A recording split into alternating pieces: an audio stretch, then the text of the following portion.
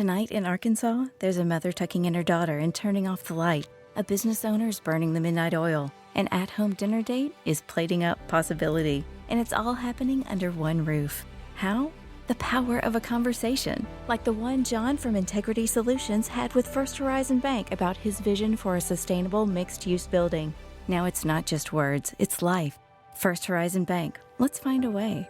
Go to firsthorizon.com/John. First Horizon Bank, member FDIC.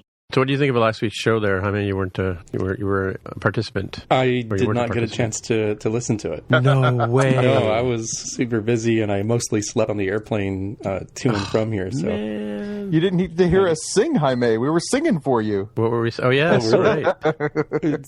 It's in the queue. Down in the West Texas town of El Paso, I fell in love with a Mexican girl.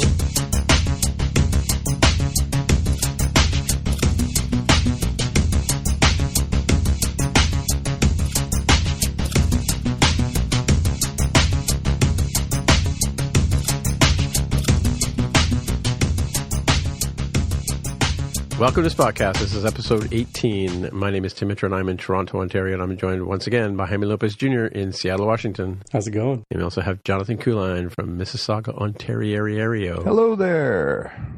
All right.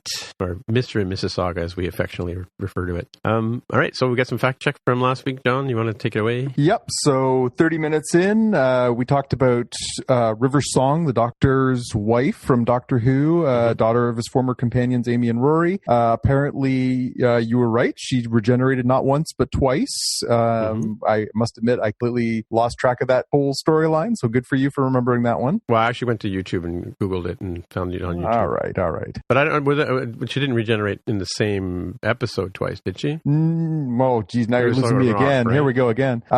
Yeah, I remembered after I caught the note that you had put up that I remember the episode where she's in the past and she was there. She was with the Nazis and she regenerated. And then she gave up her regenerations to help save the Doctor. And yeah, So because the one episode is the one where one time she regenerates into the Alex Kingston person that we know of, right? Yeah. She starts as the younger character, and then she becomes the character we know. And yeah, as River Song. Okay. 3158. Mark Gatiss is the actor who played the World War I captain in the Doctor Who Christmas special. We were fishing around for his name. He's also the actor who plays Mycroft Holmes on BBC's Sherlock, and of course, I believe he's the writer of Sherlock Holmes. He is one of the writers of the Sherlock show. Absolutely. Is that also a Moffat vehicle? Yep. Moffat. Okay. Moffat and Gatiss. That's right. And, is it? Okay. And 4043, The Good Place. I mentioned that it's an ABC show. It's not. It's an NBC show. An NBC show. Yes, my bad. All right. And and then my follow-up or fact check is that we mentioned the Crystal Skull. What's this delayed? So it was in reference to the delayed sound that we had in the Star Wars movie? Well, yeah. You and Tammy were talking about the refrigerator, which I vaguely remembered, but I wanted to go back and watch that piece again. So I again Googled it and found it on YouTube and watched the clip, and I noticed that yes, he the story that we were talking about was the fact that he hides himself inside a lead-lined refrigerator and survives a nuclear blast after being thrown like several miles away. Which, of course, anybody who follows that stuff would know that anybody who was within vicinity of a nuclear blast got radiation poisoning and eventually died, which is what happened, the tragedy of Hiroshima and Nagasaki, right? But the Crystal Skull, there is also that same effect that people were complaining about in The Last Jedi, where there was a flash, and then so in this case there's a flash, and then you see and there's no sound, and then you see the nearby buildings start to blow apart, and of course you hear the sound, and then you hear the sound of the blast. So they obviously did the same sort of time delayed thing where based on the speed of light and the speed of sound, which is the whole thing I was talking about with thunder and lightning without getting into detail. The reason why you see the lightning and then you hear the thunder later is the difference in speed between speed of sound and speed of light, right? And so the big question that people have been saying, and a lot of fan theories about the why Indiana Jones survives this flight with the refrigerator, is that he apparently drank from the Holy Grail at one point. So apparently they think that he's got some Holy Grail mojo in him or something. It's a lovely notion, but wouldn't that just prevent him from getting old cold and not liquefying if he was, say, thrown a couple of miles in a refrigerator into the air and into the ground? Yeah, I don't know. Well, maybe it's because it's Harrison Ford. I don't know. Yeah. I mean, that's just as good an explanation to me. I mean, it's not as if the guy guarding Holy Grail in the Last Crusade, elaborated all the benefits you would get from it. Oh yeah. Well, he was still alive, but he was a very old man, so I guess that's so they can guarantee they can make Indiana Jones 6, 7, 8, and 9. Yeah. But how are they going to stop Harrison Ford from aging? I guess they'll do CGI. Well, they'll just say he was aging really slowly because of his drink up from the cup of the Holy Grail. That's true. Or they could just get Andy Serkis to play him. Yeah. All right. So on the follow-up, I had mentioned that Peter Cushing played the Doctor twice in a couple of movies, and then I found a list of actors who have played the Doctor on Wikipedia, and it's quite extensive. There's like a gazillion of them, too many to name here. We'll put a link in the show notes. You can go have a look at it. But because there were the 12 Doctors that we know of, the 13th Doctor is now Jodie Whittaker. These are the Doctors everybody kind of knows of as the Doctors, but then there were a whole number that played them in books and in I guess other kind of dramas, documentaries, and that kind of stuff as well. And then there's a whole pile of them that were done outside of the actual show itself, right? So playing the Doctor in various other productions. So like I said, there's got to be 30, 40, maybe even 50 names on this list. So I will leave it to the faithful listeners to go and have a look for themselves, right? Yeah. It's funny when you look at it, you don't realize how much content they've generated, especially all the radio shows and all these other places that you don't think about. But it's a pretty prodigious character for 50 years of content. Well, yeah, it's as extensive as say a Star Trek would be, So film, theater, audio, webcasts. I'm sure podcasts are coming. You just wait. Yeah. Everybody's doing a podcast now. I don't know if you noticed. Get on board for Doctor Who Cast coming up next. Doctor Who Cast. Yes. The TARDIS, we'll call it. All right. I found an article here on just kind of an interesting thing. It was in Wired magazine of all places, or at least on their website, about don't give up on the Orville too quickly, I guess. And they're sort of saying that, I guess they're kind of agreeing with Seth MacFarlane's idea that he sort of is filling the gap that the original Star Trek followed, because they compared some of the storylines in the Orville as being, similar to the kind that you find in the Next Generation. I don't know what you guys think about that opinion. It's a different show for sure than where they're going with Star Trek, both in the movies and on TV. So I don't know if you can say that it was a void, but it certainly is obviously very derivative of what Star Trek left as that sort of vision of a hopeful future. Again, I think we all agree that we like that aspect of the show, that it is nice to sort of be in that place. I think what we might be picking at the nits for the Orville is more about the fact that it is very derivative and that they aren't really taking it to those stronger, interesting new places. I think it fills in a gap if you're the kind of person who just enjoys watching Star Trek: The Next Generation episodes over and over again on Netflix, and even if you're watching from episode 1 until however many episodes they had, all the way through the end of season 7. If you're looking for something that's at least newer than that, I mean, the Orville certainly fills that, even in its derivative sort of way. It's still like, oh, I haven't seen this episode, right? It might remind you of tons of other ones, but it's literally new as opposed to not new at all that you would get out of Net3 runs. Yeah. And just I was going to say, sidebar here on the link that I just looked at on Don't Give Up on the Orville Too Quickly. Wired, for some reason, has thrown up a blocker in front of my page here to say, they're complaining about the fact that ad blockers are making them lose revenue, and they want me to pay $1 a week to see an ad-free version of the Wired, which means that I should just close the window, right? Yeah. Okay, problem solved. All right, back to the show. Yes. So, Jonathan, you got a couple of things here. Yeah, a couple of good little sci-fi tidbits this week. So we had news late last week. Gillian Anderson confirmed that as far as she's concerned, after this forthcoming short-run season of The X-Files that she's finished, she had originally planned to just come back for last year's would they do 8 episodes, I think it was. Something like that, yeah. So she came back to do that. She was agreed to come back and do this season as well, but she said, as far as I'm concerned, I'm done. So that was kind of some people were caught off guard by that, even though she said, I don't know why this is a surprise. I said that wasn't my intention to keep doing this forever. And now today we have news that Chris Carter, the creator as well, has said, as far as I'm concerned, if Gillian's not coming back, I don't want to do this anymore either, because he said, and I quote, "For me, the X-Files is Mulder and Scully. I think if it was without Scully, I wouldn't do it. That's not my X-Files." So we could be looking at the last run of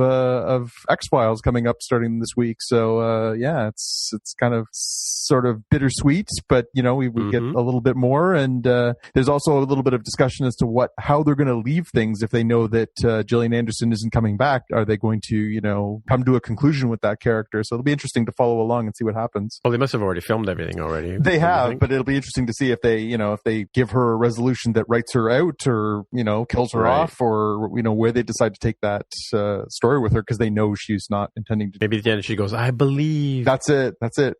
You were right. The end. I believe. Yeah. All right. Another bit of news today. Netflix announced that they are going to go forward with Bright 2, movie that apparently has done well enough for them to greenlight another one. That cost them $90 million to make, and apparently has gotten some good traffic for them. We mentioned last week, I think, that it got 11 million TV views within a few days, so that's good for them. Although the critics have been pretty giving it a pretty good go round. I gave it a watch. My eldest son and I, my 14-year-old and I, watched it, and we enjoyed it. I think there was some good ideas in there. It wasn't terrifically executed at times, but there was enough of a universe there that I would definitely tune back in just to see where else they can go with that world. So I think it's good news that that's coming back. Hopefully they'll have learned some lessons. Although the story is that they are bringing everybody back to reprise their roles, except Max Landis. Max Landis will not be coming back, who wrote and created this, because he is, well, I don't know if it's because of this. In another unrelated story, Max Landis is facing sexual assault allegations. Oh, okay. Oh man, I hadn't heard about that one, but I kind of wasn't surprised when you said, "Oh, he's not coming back." It's like, oh, I can guess why. That seems to be pretty common these days. Yeah. Yeah. So they announced that everybody's coming back. David Ayer's coming back as the director. He's going to write that. So he wrote Suicide Squad. So take from that what you will. And Will Smith and Joel Edgerton are gonna come back and reprise their roles. So it's, again, I'll be interested to go back to that world and see where they go from here. Again, obviously, moving forward without Max Landis, we'll see where that story goes. But good news there, I think. It was. I gotta say, I really did enjoy it, but I think that Will Smith tends to fall into a sort of character or type of character that in that kind of environment that I think he could probably do better. Yeah. He was playing the Danny Glover role from Lethal Weapon, which I thought was it. Everything comes around full circle eventually, right? Yeah, that's true. Yeah, you're gonna say something there, Hunter? Opportunity to watch that movie, and I did think it was very watchable, and I think it begins, I think even gets to like the midpoint, doing pretty well, and then the second half of it just didn't fit well for me. No. I feel like it ends in a very Will Smith kind of way, or at least fairly recent Will Smith films. But I think it's still enjoyable, right? Like I'm like, oh, okay. I kind of liked Jacoby.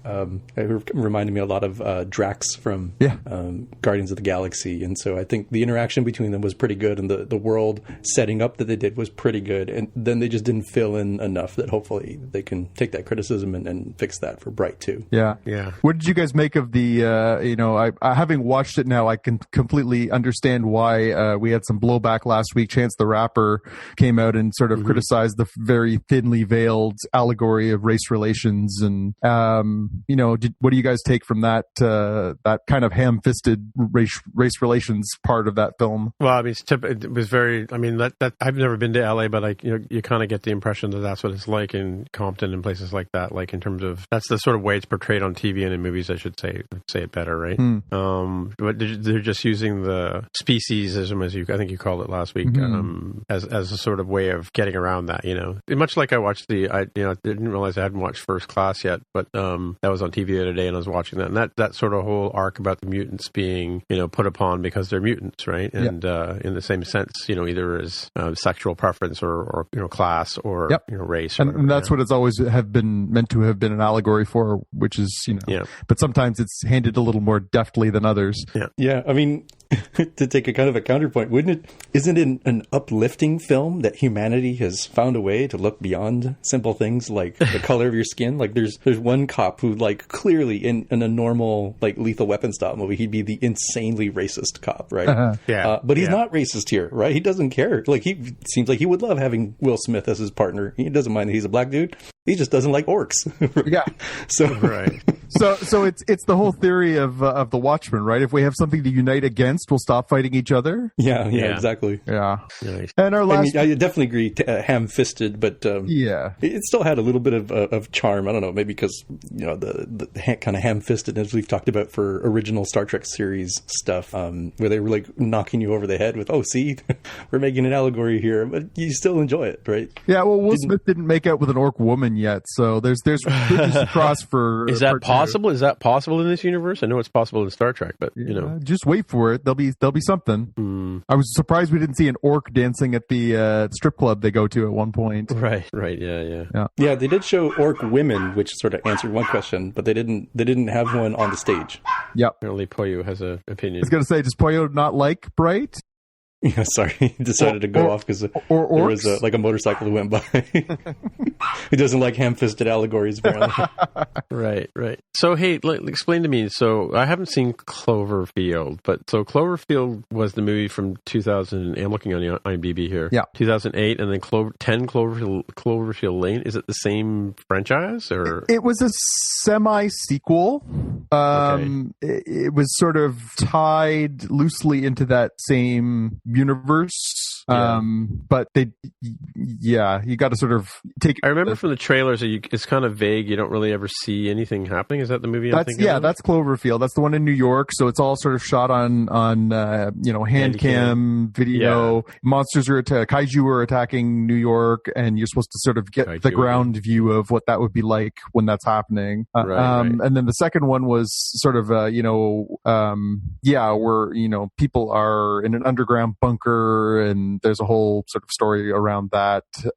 Cool. So anyways, so that segues into your next one. Segues into Cloverfield 3. So they have been sort of teasing this for a little while that Cloverfield 3 is coming, and it's affectionately known as the untitled Cloverfield sequel, and it had previously been called The God Particle. Apparently now it was supposed to come out in February. Now it's been pushed back. It was supposed to come out last February. Then it was pushed back to October. Then it was pushed to February of this year. Now apparently it's been pushed back to April of this year. And they're still not sure what the title of the film is going to be. So all that to say, eventually there's going to be a Cloverfield 3. At this point it's slated for April, but I would not suggest buying tickets anytime soon.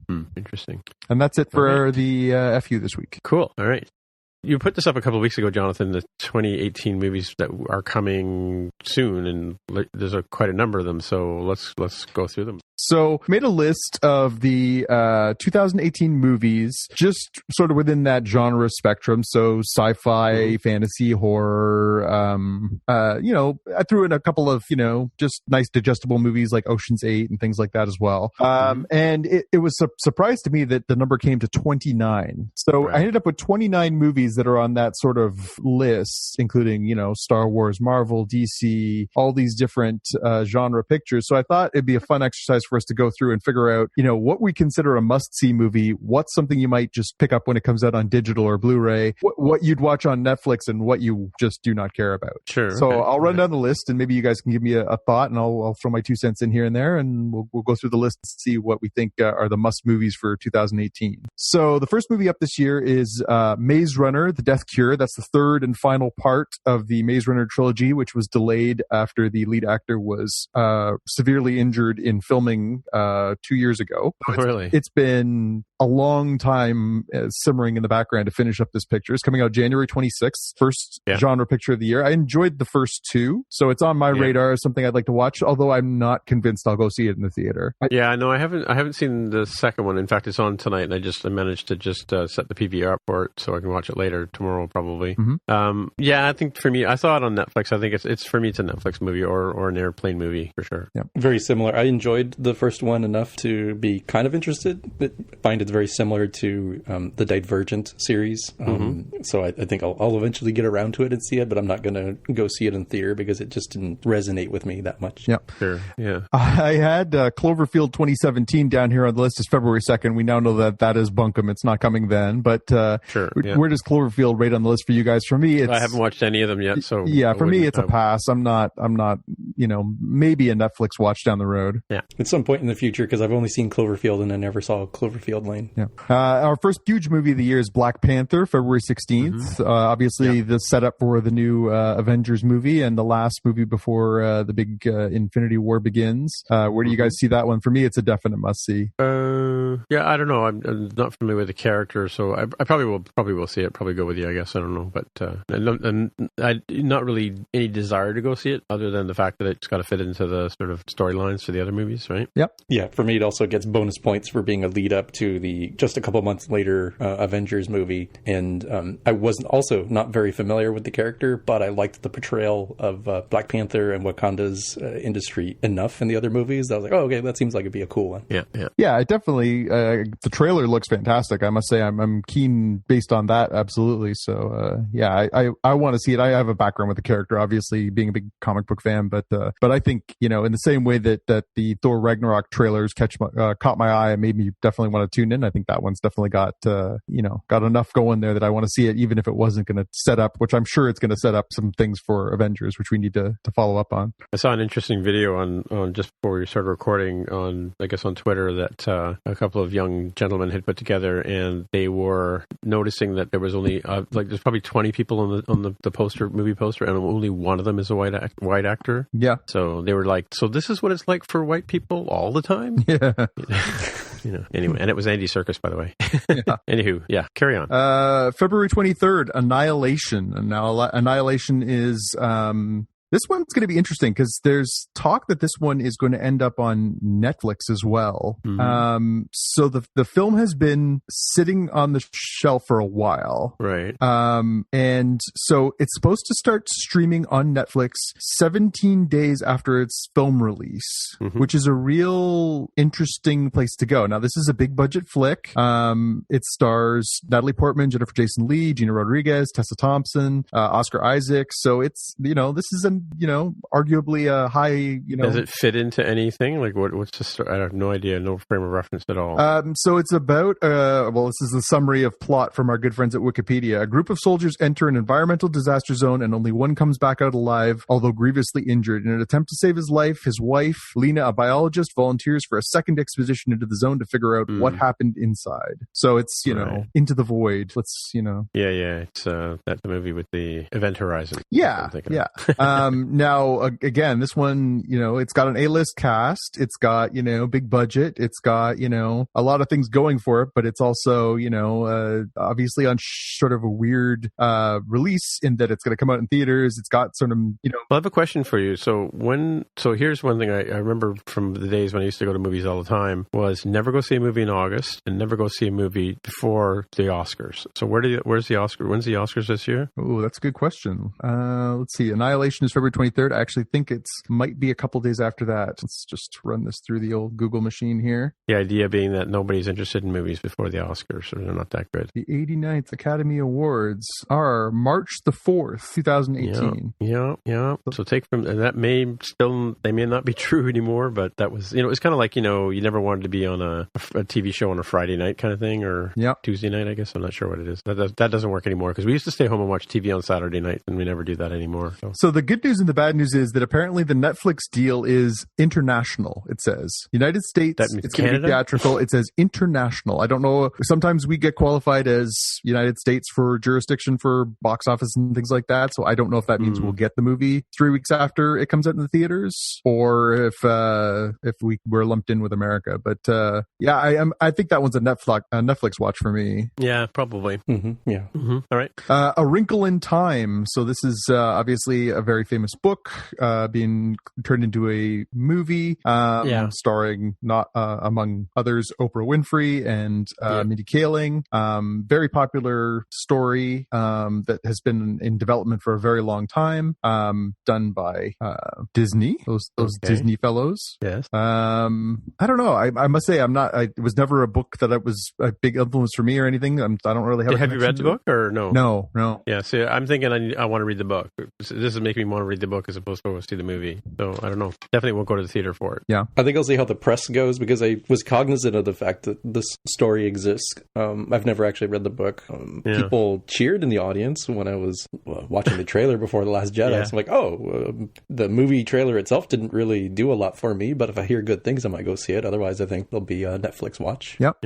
Yeah. I mean, again, A-list cast. It's got, Oprah Winfrey, Mindy Kaling, Reese Witherspoon, Zach Galifianakis, Chris Pine. It's directed by Ava DuVernay. So, I mean, it's got, some pretty huge bona fides. So, I'm curious. I must admit, I think I'm sort of in the same boat as you, Jaime. I think that one's on the radar. And if it just gets enough buzz, maybe I'll venture forth for that one. Mm-hmm. The rebirth of the Tomb Raider, March 16th. Mm-hmm. And this is a relaunch, a reboot of this universe. I must say, I wasn't really a huge fan of the original Angelina Jolie films, and I am a casual fan of the games, not a diehard. Yeah. But I really enjoyed the trailer. Alicia Vikander is playing Lara Croft this time, and it seems like they're doing the Rise of the Tomb Raider sort of origin story. I think it's the one before the last one.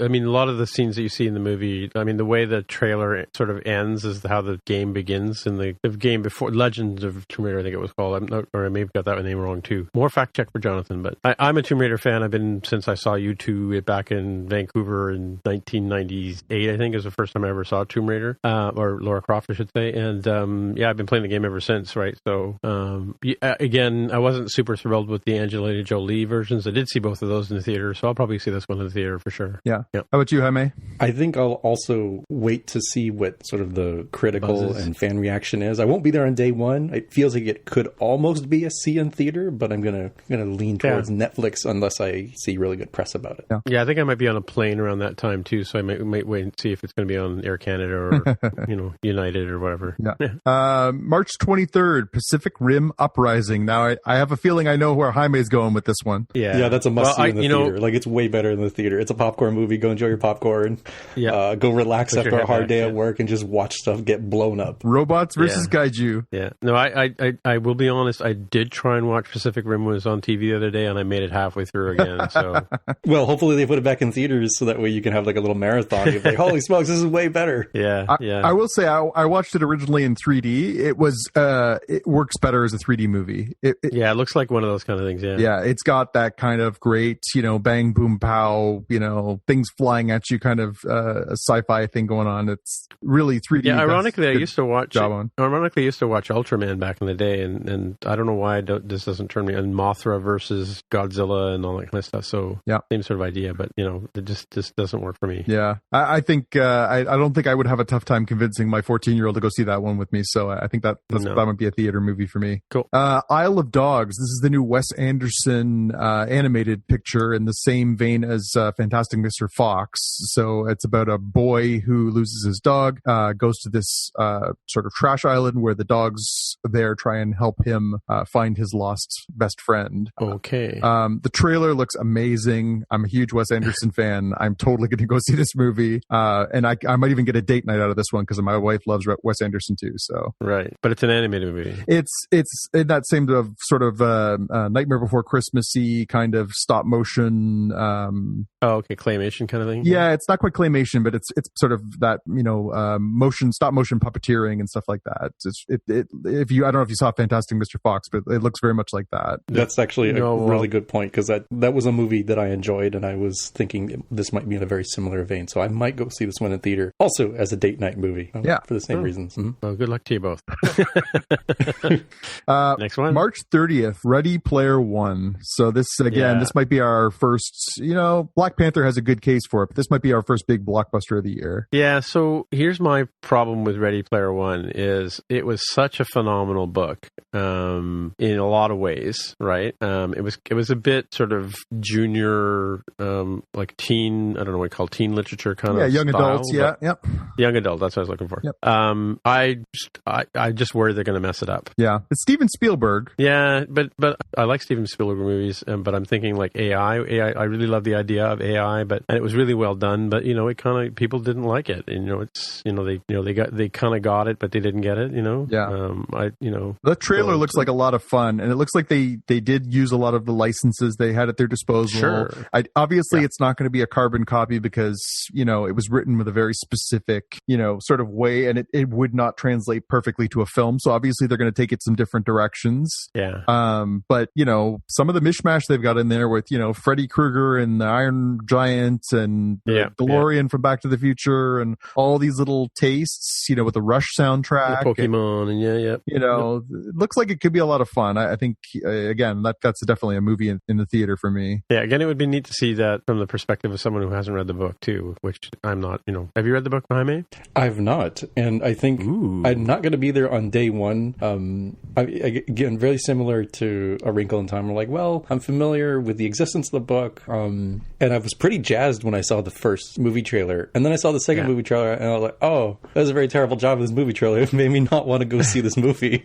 So, I might see, after the first weekend of like, all right, what do people think, and then decide from there what I want to do. Yeah. It's a typical movie of this type.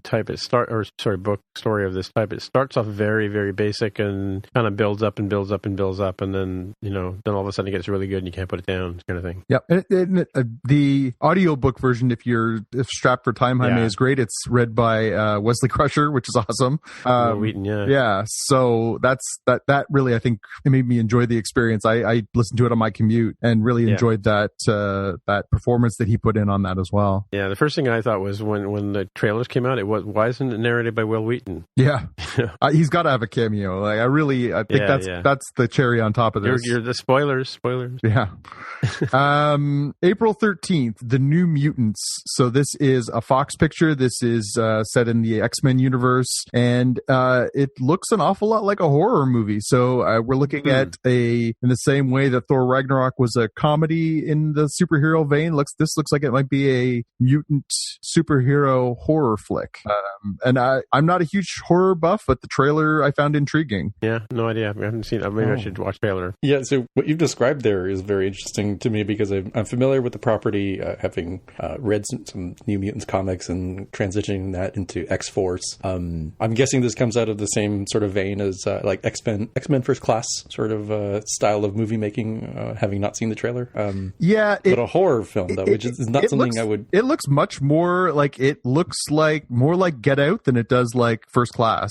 Like it's got some really dark undertones to it. It looks more like the Legion TV show than it does like the X-Men movies.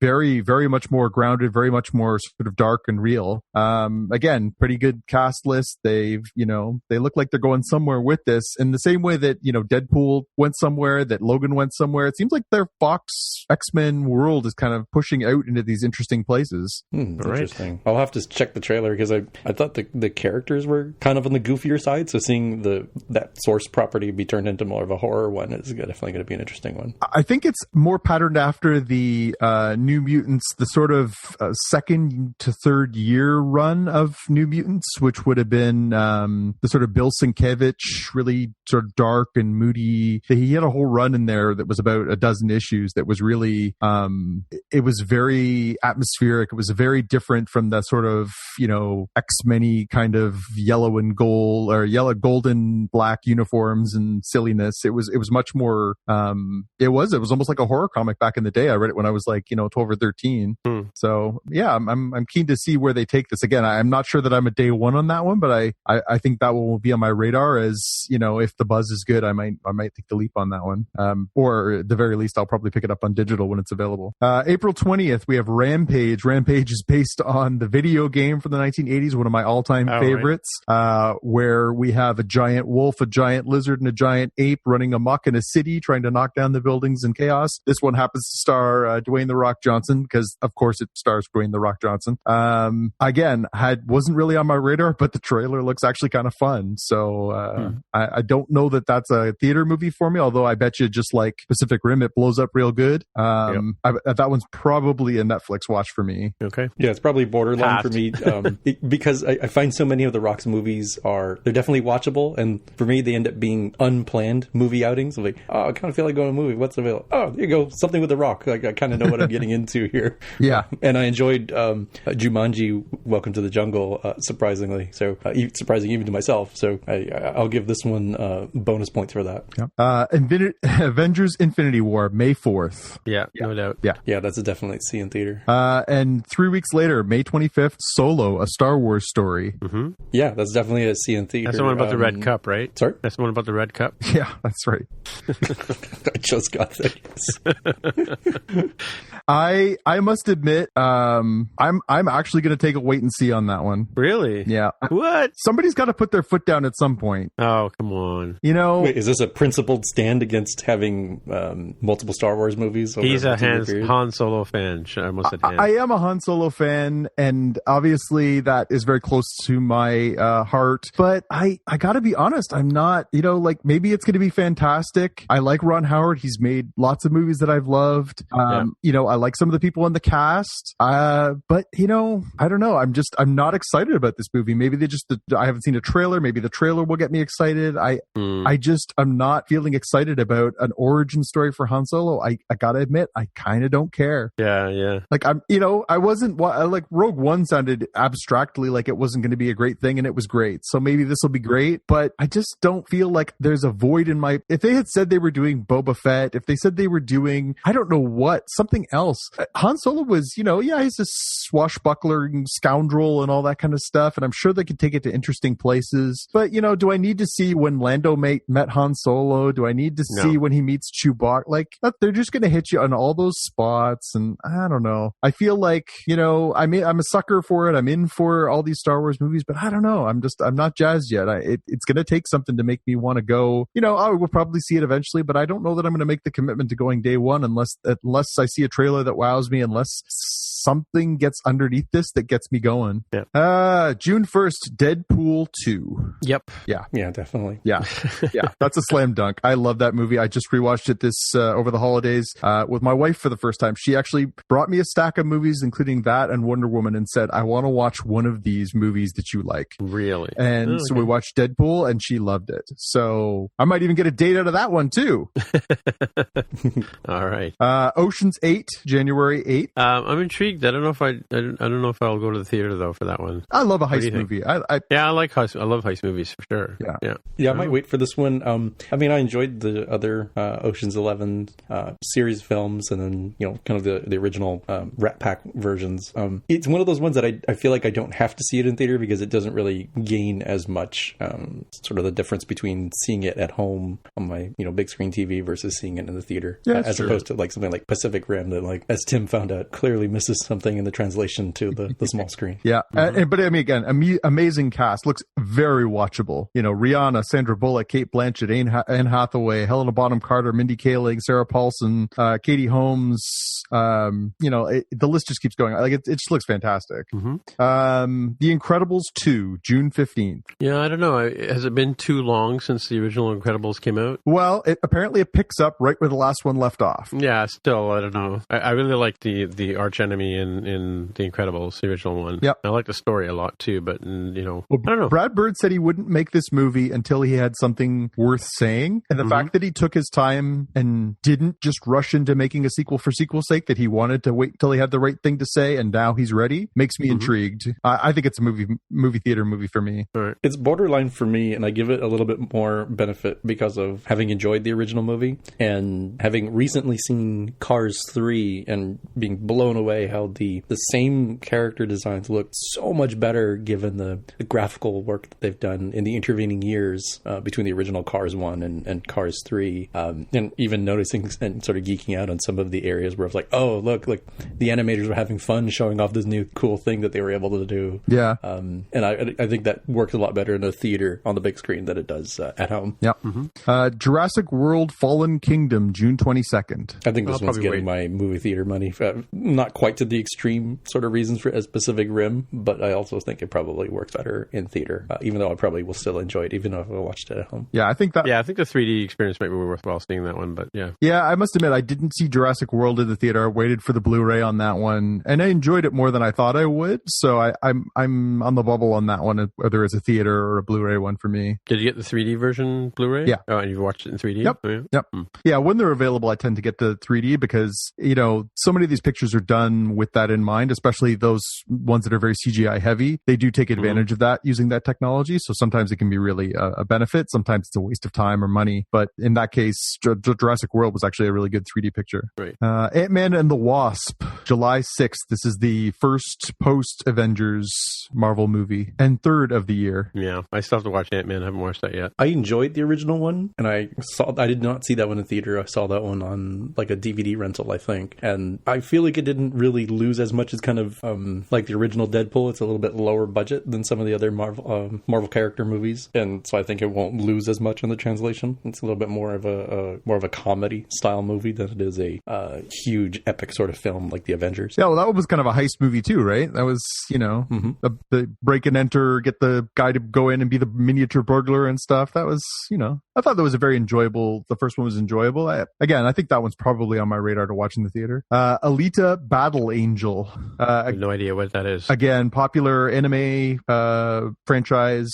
Oh, right, yeah. I think we saw the trailer prior to one of the movies we watched recently. It was either Justice League or Star Wars. They showed the trailer beforehand. I think it was Star Wars, yeah. Yeah, and again, looks like it blows up real good. I'm not sure. I definitely want to see more of that. I enjoyed the trailer, but I thought that one's on my radar for sure. I'm going to give this one Battle Angel Alita as it works in my head. I'm going to give this one a hard pass just because I couldn't get beyond the art design, given that it's... I would have found the art design, not a problem if it was a completely animated film. But from what I saw in the trailer, between the way that she looks and the way that the rest of the world looks as sort of normal live action people, I found it really sort of off-putting. And maybe I'll feel differently when I hear, otherwise from, people who enjoyed the movie. But so far I was like, oh, this has like a Polar Express sort of thing going on. It's got the Uncanny Valley feeling to it. Yeah. Yeah. Mission Impossible 6. Starring your favorite movie star. Hard pass.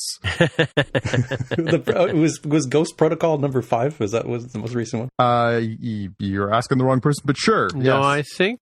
I don't know. I think there was one more after that, because Ghost Protocol was the one where he walks down the building, right? He's hanging off the building. Or no, Ghost Protocol. Which one's the one where he's hanging off the big green plane at the beginning? That was the last one. Yeah, Ghost Protocol was... Okay. Oh, Rogue Nation was the most recent one. Rogue Nation. Okay. Yeah. Rogue Nation, Ghost Protocol 3, 2, 1. I loved Mission Impossible when I was a kid, and I like the fact that they're doing the movies. I really like the theme song by Adam Clayton and Larry Mullen Jr. But yeah, for me, this is either watch it on a Blu-ray or on an airplane that I can't get off of. So, yeah, I'm that said, I don't dislike Tom Cruise, but I'm not so sure about this Ethan Hawke character, but I'll wait. The Predator, the reboot of the Predator franchise, August the 3rd. So this is the Predator that we know of and love. This is like a redo. Are they getting a younger Arnold Schwarzenegger to go after some? I thought you were going to say a younger Predator, because that would be awesome. You need to cast a younger Predator, frankly. The other Predator was getting a little long in the tooth. Oh, he'll be CGI now for sure. Well, right? And then the invisible effect will be different, right? Yep. No. I don't know. So apparently this one is it's set to take place between Predator 2 and Predators, which was the third film. Right. That's the one they go to the Mysterious Island or whatever. They get transported or whatever, the criminals. Yeah. Adrian Brody and all that. And it's going to be directed by Shane Black, who I'm a fan of, but I don't know.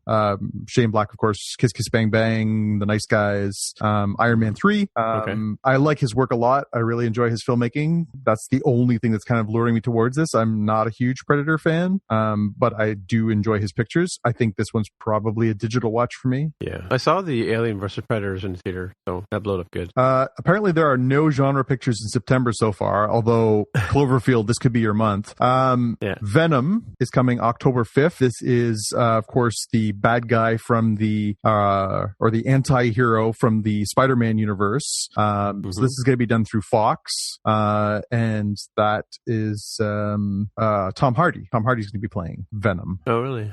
Like the actor probably passed. I mean, the Fox stuff that we've seen with their X-Men series and Deadpool pull. I feel like they're sort of pulling the plane upwards. They went through a real rough patch, actually, with some Wolverine movies. I feel like I'll need to see a trailer, but it's pretty borderline that I might see this one in theaters. Now, apparently they're going full R with it. They're going to continue their little streak of doing, R-rated superhero flicks. So it'd be interesting to see what they can do with that kind of character and that kind of, with the gloves off a little bit. What makes an R-rated movie these days? I mean, when I was a kid, it was like, you'd see a little bit of frontal nudity and somebody might drop an F-bomb. So in order to get an R, it's graphic violence versus, so it's blood, basically. Blood versus, you could shoot somebody, but you can't show blood unless it's an R movie, or graphic blood anyways. Right. It's graphic profanity, it's nudity. Those are sort of the defining characteristics of those. Okay. And like gore, horror, that kind of stuff. Yeah. The Girl in the Spider's Web, they're bringing back the Millennium series in a new form, new actors, new... So what do you mean the Millennium series? The Girl in the Spider's Web. New Raposa's stuff? But not... Yeah, they're going to do a new... like the North American version, like with Daniel Craig and... But they're not bringing anybody back. Right. So it's not the same girl playing the Girl in the Spiderweb, but same character. Yeah. So it's the Girl with the Dragon Tattoo. It's the Stieg Larsson books. Yeah. But they continued the series after he passed away. They licensed those books to Swedish author David Lagerkrantz, and so he's done a couple of books since he did The Girl in the Spider's Web, and The Girl Who Takes an Eye for an Eye. So they're continuing that into this now, doing that expanded world. So now they're doing film versions of those. Right. Well, they didn't do the trilogy in the North American version, though, right? No, they just did the Girl with the Dragon Tattoo, which I thought they did. I think it was David Fincher, and I thought that was great. I mean, I loved the Swedish. It was a good version. The Swedish versions are amazing. If anybody hasn't watched those, they are totally worth a watch. I know not everybody digs the subtitles, and they are very long. They were actually altogether, I think they were 7 or 8 hours for the whole series. But they're great. Yeah, the first one's fantastic for sure. Yeah, I mean the first one's just the best story. It's the best story for the obviously the American version as well. But it really does actually round out pretty decently too. And as you say, Noomi Rapace is really good too in that role in the Swedish ones. So I don't know. I'm curious to see where they were, how that goes. I haven't seen obviously the trailers or anything. It's still a bit of a ways away, but I'm keen to see how they bring this back, because I really did enjoy those books. I really enjoyed all the film versions they've done so far. So I'm kind of curious to see how the tone is, how they bring that world back and reboot it. Although I'm a little disappointed that they didn't bring back Daniel Craig and that whole world. That girl who has a name. That girl. Just got an M. Rooney Mara, yeah. She's the sister of another Mara. Kate Mara, yeah. And Rooney was nominated for an Oscar for that picture too. So I mean, again, it's a strange thing that they're going to go back and start over. But who knows how these things work. Yeah. X-Men Dark Phoenix, November 2nd. Right. Is this the what's his name? The younger version of the guy? Obviously not Patrick Stewart and... No, I think this is back to being McAvoy and... McAvoy, yeah. That's what I was looking for. Yeah. Yep. And the other guy. Yep. Michael Fassbender. I was going to say Steve Jobs because it was the first thing that came to mind. Oh my God, we got more movies to go through here. It's 10 after 10 now. We want to try and get to either through these and the Spockies or just through these. All right. Well, we'll power through. We've got 5 more. Fantastic Beasts: The Crimes of Grindelwald, November 16th. So I think I saw that on the plane as well. So we're going to probably do that again. Probably Rent for me. Because I did see Fantastic Beasts. Yep. Relatively recently. Yep. I think that's a rent. Ralph Breaks the Internet, Wreck-It Ralph 2, November 21st. I got to admit, I really dug the first one. I thought it was really enjoyable. Yeah, it's funny. Yeah. I'm not sure if that's a movie going experience for me, but it's tempting. I will definitely keep that one in mind. It definitely gets bonus points for being in that holiday season where I'm like, yeah, why not? Things are kind of slowing down at work, or maybe I'm on vacation or something and want to go do something. I think it feels like a good one because I also enjoyed the first film. Yep. Spider-Man Into the Spider-Verse. We talked about this one December 14th. Animated picture by Sony Pictures. Miles Morales as Spider-Man. I think it looks good. I'm tempted. I haven't seen a trailer yet, but yeah, I suppose so. Yeah, I'm less familiar with the Miles Morales character. I'm definitely a fan of Spider-Man. I might see it in theater, but probably not day one or first week. Yep. But Miles is the new guy in the new Spider-Man suit, right? Yep. Yeah, the young kid. Okay. Yep. Bumblebee, a Transformers movie, December 21st. Pass. Mm-hmm. I thought for sure that Transformers, The Dark Knight, I can't remember what the actual title The is. Last Night, I think it was, or something. The Last Night. I thought for sure that was going to get my popcorn theater money, and it didn't. I think it's the only one out of the like 7, however many they've had, that didn't. And if There's that's the been case, 7? No, I think that was 5. I think that was part 5. Oh, was it? Okay, I was pretty. I think I was pretty Bumblebee is going close. to be part 6, but yeah. Bumblebee seems like a really tough one. Maybe if they take it in a different direction, and if I see a really good trailer, I was like, holy smokes, this wipes away the sins of the fairly recent past. Otherwise, I think it'd probably be a pass on that one. Yeah, I must admit, I have not enjoyed many of those movies. I think I want to say Haley Steinfeld. Somebody's in that looks good. I'm trying to remember who. Oh yeah, it's Haley Steinfeld is going to be in that. She's the lead. And John Cena. I like Haley Steinfeld. I think she's really enjoyable. I liked her in what was that movie she did last year that was fantastic? Edge of 17. The Edge of 17 was really enjoyable flick. So she's the only thing that's tempting me to go see that. But I have a tough time. And our last movie of the year, Aquaman, December 21st. Yeah, not so sure. I'll have to see a movie trailer because I watched Justice League again this time with family, and it still held up enough. I still think it's a watchable movie. And I like the Aquaman character a little bit better this time around. So I don't know. Maybe I've taken a liking to the potential there, even though I did see a ton out of Justice League for his character. Yeah, I thought he was one of the most enjoyable parts of that flick, and I really like him. I thought he's he has that sort of humor. He's got that same thing that Hemsworth had in the last Thor movie. I think he could be a good mix of tough plus action plus funny. So I'm intrigued. I think that one's probably on my radar to see in the theater. So yeah, big year for movies in the theater, and I think we all ended up with a good dozen movies that we're thinking pretty hard about seeing in the theater. So it'll be interesting to see if we revisit this next year, what we actually make the time for and what we don't. Right. Oh, show. All right. So are we ready for the Spockies, or are we going to hold that one for another? Yeah, well, let's whip through. We got 15 minutes roughly. So 15 minutes. All right. Who's going to be the host of the 2017 Spockie Awards? Oh, I don't know. We can just sort of dive through these. Do we need to list them off real quick? I don't think we need to list the runners up. I think we'll just list the ones that are nominated that actually got votes, and we'll go from there. All right. Yeah. All right. So the ones that got votes for Best Picture are Logan, Blade Runner 2049, and Wonder Woman. And Jaime and Jonathan's friend Tim Miller both picked Logan. So Jaime, why Logan as opposed to Blade Runner? Well, I've not seen Blade Runner 2049. so, like many in the Academy.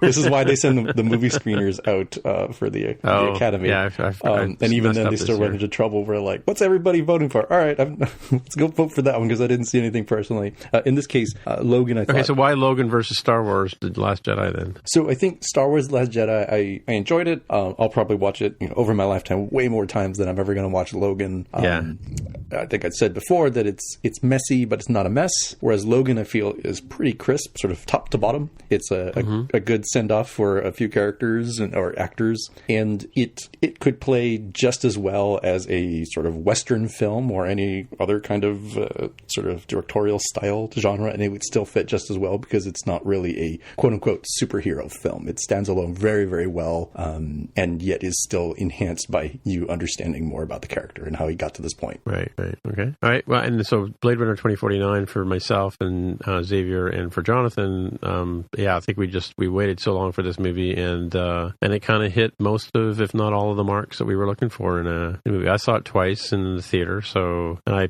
pre-ordered the Blu-ray, so I'll have it when it comes out. So full price. So, yeah. I think it hits the marks for it. Not only is it a good sequel to that world and continuing it, but I think it works as a picture. I know a lot of people slammed it for being too long and too slow, and there was then there's some certainly some nits to pick with it, but I really like Denis Villeneuve as a filmmaker, and I really like the pacing, and I really like that he immersed in that universe. I like that he took his time. He let the actors act. He let the people, build up. I just think it was a fantastic movie, and you can't always say that about the genre pictures. I thought Logan was a great movie. I think as a movie, it worked, whether you knew that universe or not. I think Blade Runner was the same thing. Some of these things are just great popcorn movies. I like Thor, I like Spider-Man, I like Star Wars. Guardians of the Galaxy was fantastic. There's lots of great movies this year that, you just sit there, enjoy the film, and have a bag of popcorn. But as, movies that I would elevate to that next level, I think Blade Runner and Logan were the standouts, and Blade Runner just edged it out for me. Yeah, I mean, I've seen the original Blade Runner umpteen times, and I've seen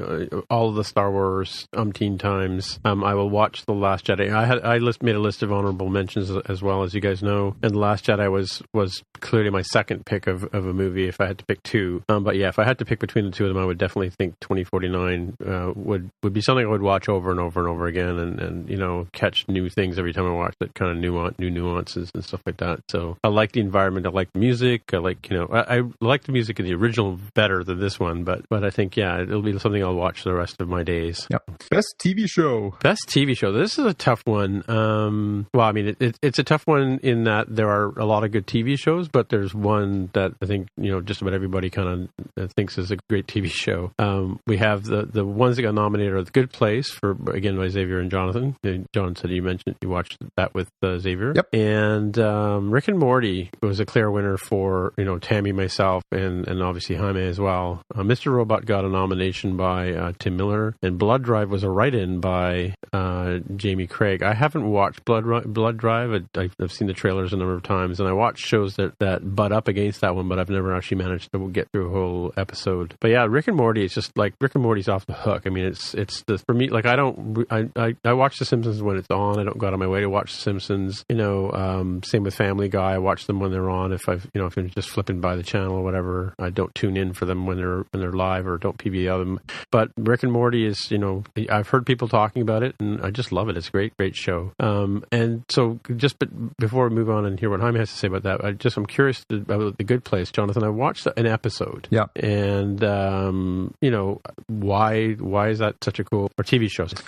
Yeah, as a show, I think it really goes places that you do not expect, especially a network television show to go. It's about death. It's about the afterlife. It's about theology. It's about ethics. It's about metaphysical being. It goes to all these really interesting places, and on top of all that, it is laugh out loud funny. Right, and she's an imposter, or she's like impersonating somebody. Or so the clerical error or something like that, right?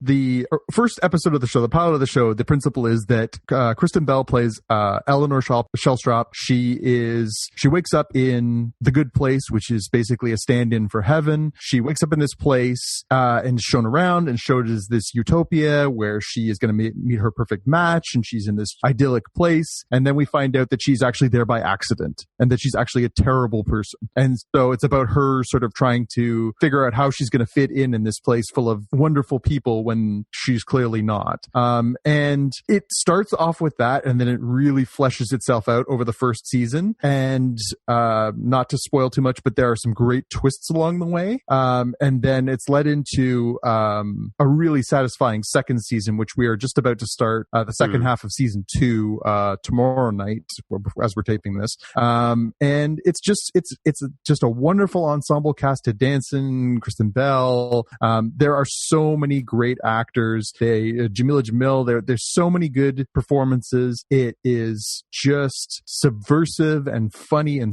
smart. It's co-created by Michael Schur, who did Parks and Rec and did co-created Brooklyn Nine-Nine. So somebody who really understands how to get the most out of it. And it's a 22-minute show. It's a sitcom style show, but it's so much more than that. It's binge-worthy too, right? It is very much. It's on Netflix, I think, pretty much across the board now. If you happen to be a listener in the UK, I know they're showing season 2 on Netflix there as well.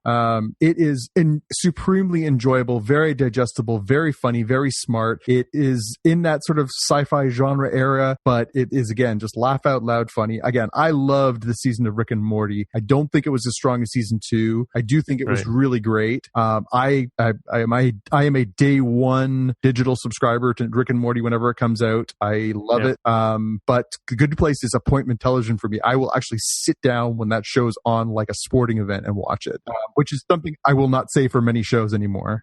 So, Jaime, last week Tammy and I gave our a little bit of her spiel on Rick and Morty. What's Rick and Morty mean to you? It's one of those shows that on the covers sort of looks like it's for kids, but it's definitely not. It's definitely a very crude show, and I think when it comes out live, it's on Cartoon Network's Adult Swim block, so it's definitely meant for a mature audience. But they play with the tropes that you would normally see in like sci-fi and animated sort of movies and films and books and so forth. And I thought I would get bored with it, because I enjoyed the first 2 seasons. I thought, okay, well, where can they really go with this? And then they pull out an episode like Pickle Rick, just like a huge meme online. And I think more people know about the Pickle Rick than have actually watched the episode. But the rest of the 3rd season is actually surprisingly really solid, and they're not afraid to sort of mess around with the characters quite a bit. And there's enough of like a story arc that's gone from way back through episode 1 of the first season of like, oh, holy smokes, there's like this bigger universe involved in this larger story that if they didn't plan it out, holy smokes, they're really adapting to the little hooks that they gave themselves. And so that's why I still thought it was the best one out of many good contenders for this year. All right. So yeah, best new TV show.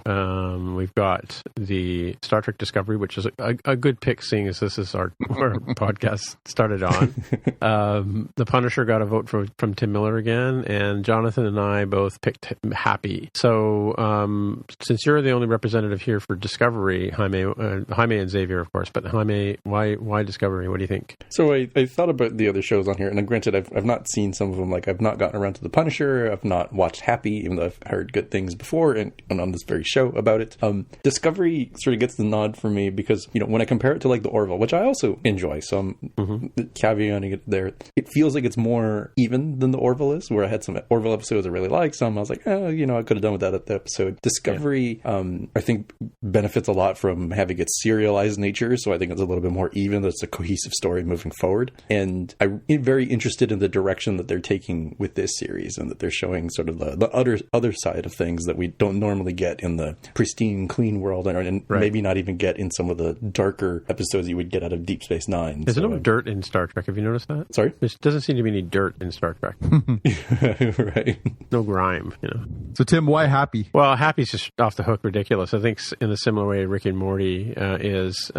It's you follow this drug-addled ex-cop private detective, I guess. Well, he's a hitman. He's a hitman. He's looking for his daughter. Yeah, there's a lot of shooting and killing and things like that. But it's I think Happy is the reason why. Happy's this ridiculous, 3D animated unicorn, right? The little blue flying unicorn? Blue unicorn. So, yeah, that basically is imaginary friend created by his daughter, who's been kidnapped by a manic Santa Claus, and the Happy's on his way to try and rescue his daughter with the character what's the name of the detective again? Our hero. It's Chris Maloney's the actor. I'm trying to remember what the guy's name is. And he's from upstanding. Isn't he from all those Law and Order? Law and Order, True Blood, Oz. He's a very well-established, serious, very talented actor. Yeah. And here he's in a dressing gown, I believe, or something like that. Well, for a good portion of it, yeah. Or he's a hospital gown, I should say, because he was in the hospital and drug-addled, and So you're not sure if he's hallucinating or whatever, but this he's happy in him or happily going off and funny. And Happy is Peyton Oswald as well, too. That's the other thing that's really funny about it, right? Yeah. So what do you think? What do you think, Happy, Jonathan? So the character's name was Nick Sachs. I just looked it up. I read the book when it came out. I read the issues when they came out. I read the graphic novel when they released it in that form as well. I love Grant Morrison. He's one of my all-time favorite writers. And for people who are comic book fans, he has been one of the most influential writers of the last 25 years. This is strangely the first thing that he's ever done that's been adapted, which is almost mind-boggling because he is so prodigious. He produces so much content and it's so good. And this book of all things seems like the most unlikely thing that they could pick up from his catalog to do. It's so off the wall. It's so trippy, and they nailed it. It is exactly it's actually even better than I thought it could be. I love Patton Oswalt as the 3D animated flying unicorn Happy. I think Chris Maloney is fantastic. I think the supporting cast is crushing it. Even the guy they got playing the evil Santa Claus is fantastic. It's just this perfect melding of dark comedy and just over the top, violence and silliness.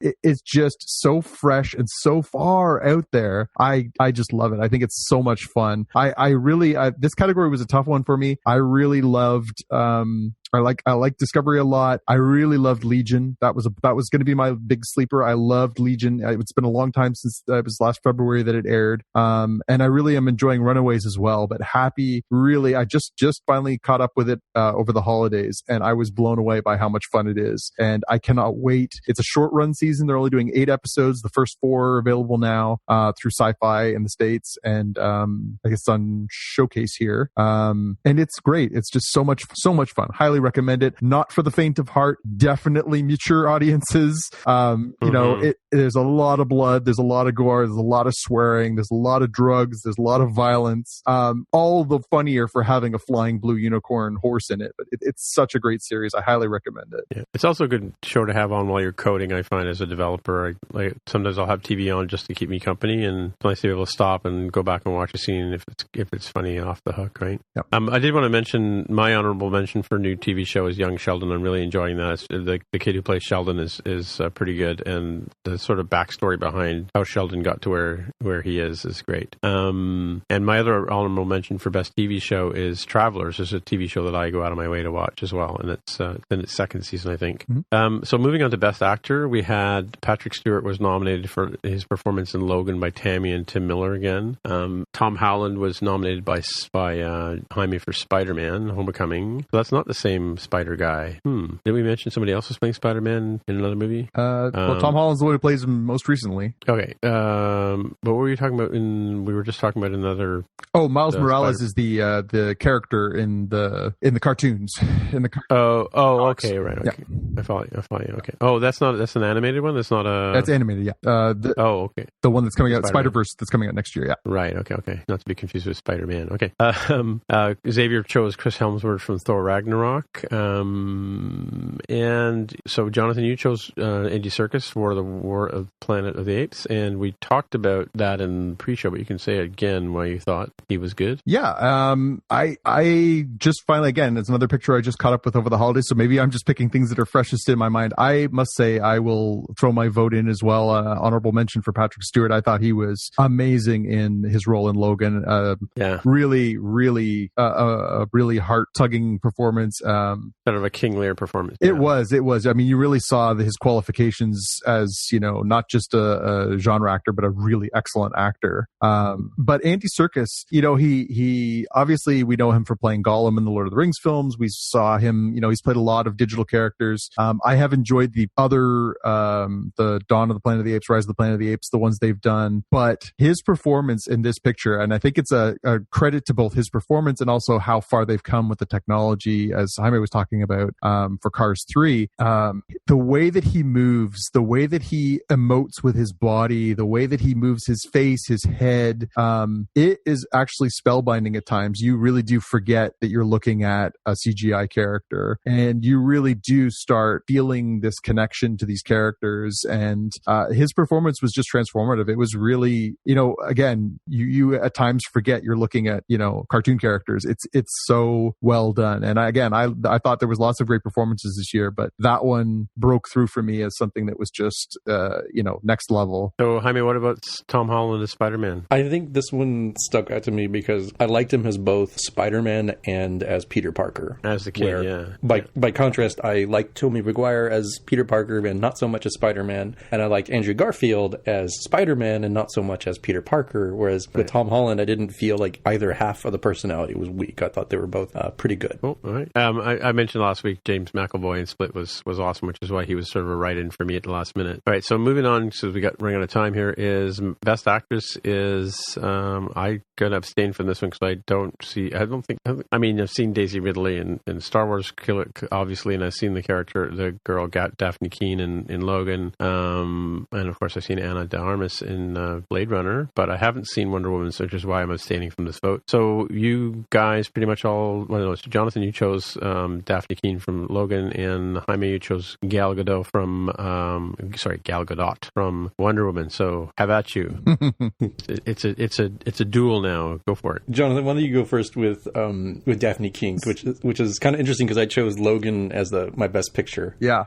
Again, it was an interesting performance because and again we'll get into spoilers. I'll throw spoilers out there just in case anybody hasn't seen it yet. But Daphne plays the little girl that accompanies Logan on his adventure during this picture, and they play her as mute for a good portion of the film. So she's doing a lot of acting with her face, with her body, and she's playing a character who is we'll say unbalanced. She's feral. She's a very disturbed little girl and has a lot going on under the surface. And I thought this young actress plays so much with her eyes, with her face. You don't really see that kind of intensity on a lot of young performers, and I was really impressed with how much she made me care about that character with so little to work with. And now obviously playing off of Hugh Jackman and Patrick Stewart will bring out the best in a lot of actors and actresses, because they really put on masterclasses in that picture. And it was obviously well done across the board, but I was really taken by her performances, especially as a young actor. I thought she really did an excellent job. Okay, I ended up choosing Gal Gadot. I'll admit, I thought this category was kind of weak, and I looked at the actress and I'm like, well, Gal Gadot, all right. Tessa Thompson, yeah, I liked her role. Daisy Ridley, all right. She grew a little bit in The Last Jedi, but I feel like it wasn't as much of a change as I would have hoped for. Daphne Keane, I also agree, was a pretty good one. I think maybe I'd dock her some points because it's kind of a little bit smaller role than Hugh Jackman, or in some cases even Patrick Stewart's, where she's still kind of the MacGuffin that drives the movie. But I think that with what she was given to work with, Gal Gadot did pretty well in Wonder Woman to sort of show how things got to sort of where they are, and have her be noticeably different, especially at the beginning of the film, from where she is in Batman versus Superman. But yet you can still kind of see how it got there. Again, I have some quibbles with the way that sort of like latter third of that movie ends, but I don't think it was related to Gal Gadot's performance as an actress. All right, cool. Yeah, hard to argue with that one. She was great. Yeah.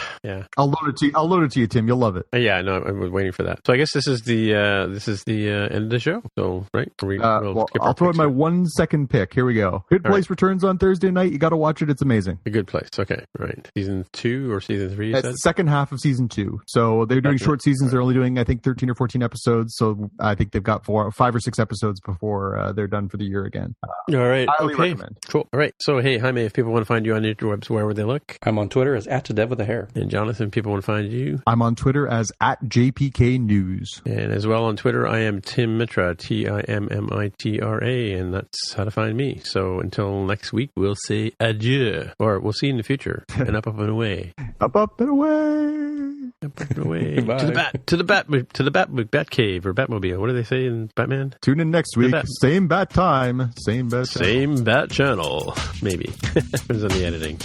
Bye. That concludes another episode of Spotcast, streamed to you via subspace signal. I'm friend of the show, Greg Keogh, joining you from Sector 001. If you want to find out more about the podcast or see the episode show notes, visit the Spotcast website at spotcast.com. You can get in touch with your Star Trek nerd hosts on the website or follow them on Twitter. They're @Spotcast. If you have feedback or questions, send them a tweet with the hashtag AskSpotcast. If you like the show, please consider recommending it to a friend, writing a review on iTunes, or pledging any amount of Gold Press Platinum at patreon.com/spotcast. You can find details on how to help them out on the website, spotcast.com/sponsor us. Thanks for listening, and we'll see you in the future. Wishing you peace and long life.